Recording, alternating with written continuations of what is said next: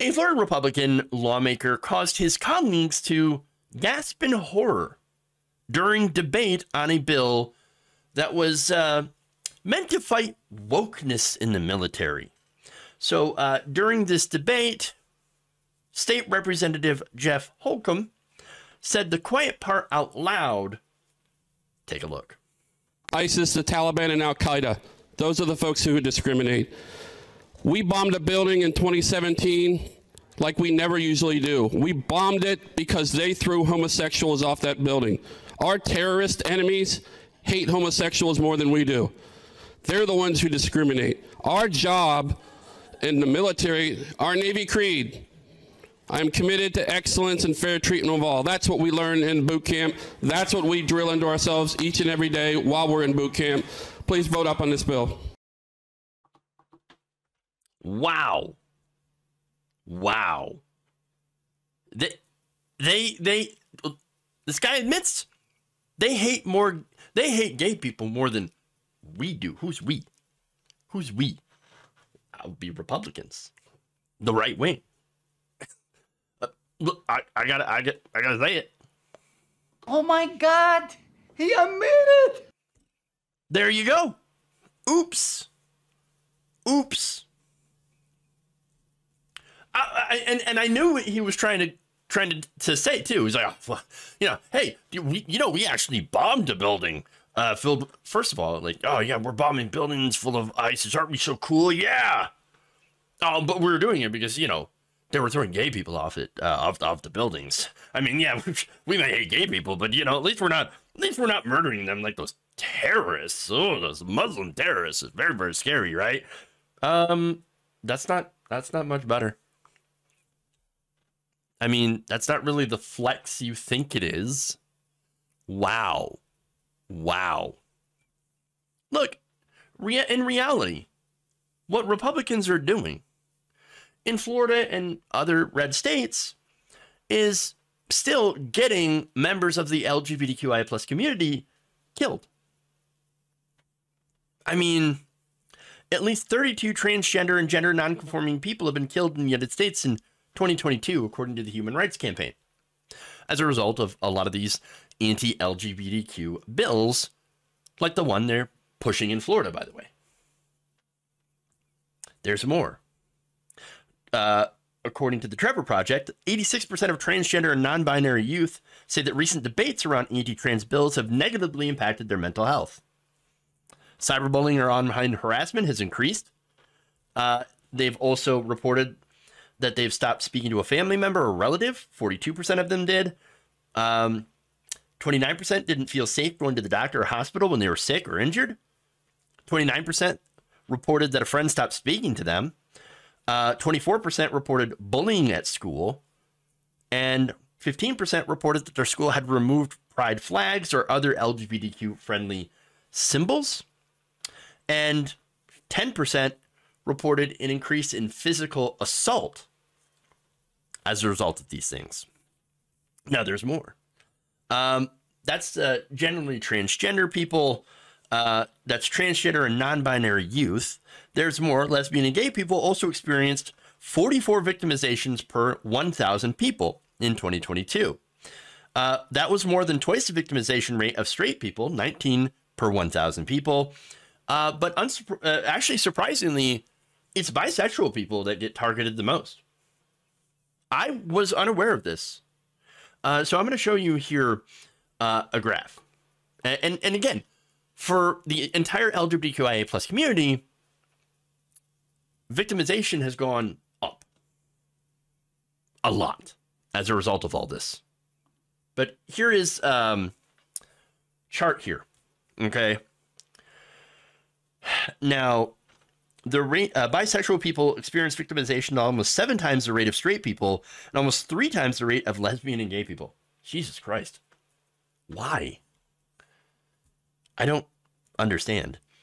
A report from the Bureau of Justice found that the rate of violent victimization of transgender people is 2.5 times higher than the rate among cisgender people. So it is probably because there are so, as far as transgender people, far less of them in the country. And so I think they make up about 0.1% of the entire population of the country. And so it's just, and yet they are very overrepresented in as being victims of violent crimes, threats, assault. But there's also increased suicidal ideation among LGBTQI people, specifically, again, trans youth. And then you look at demographics on that, and overwhelmingly it's Black transgender women who are mainly assaulted, murdered. And so now these Republicans, well, they say, well, hey, look, at least we're not throwing them off buildings. No, but you are getting them killed. You are making it more likely that someone comes up and harms them, or that they harm themselves. And they know this. They're continuing to push these bills. And maybe they're hoping the problem takes care of itself. Now, the bill Holcomb was talking about, according to LGBTQ Nation's Alex Bollinger, would have had the state of Florida to send copies of text messages to President Joe Biden and other federal officials demanding the military stop engaging in woke social engineering and experimentation practices. What does that even mean? The wokers. Apparently, woke, I should say, opposing, the woke policies is opposing racism in the workplace. Woke policy, according to them, is allowing openly gay and bisexual men and women along with transgender individuals serve in the military. So that's apparently woke to them. That's the woke that they're fighting against. What? So look, the right wing, do you understand the right wing wants to ban these people from existing in public spaces? I mean, again, preventing them from openly serving in the military, but there's also preventing them from being spoken about in schools.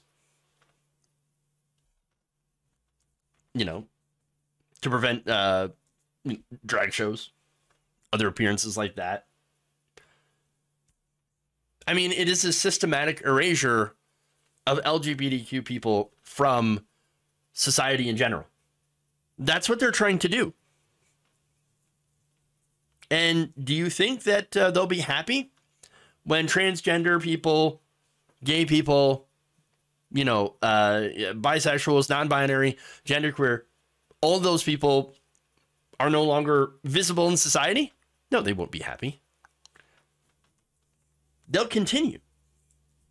Because look, stuff like this, the bills that they're introducing all over the country is just a start. See, they don't immediately jump to throwing people off buildings. There's a slow lead up to that kind of horrific state-led violence.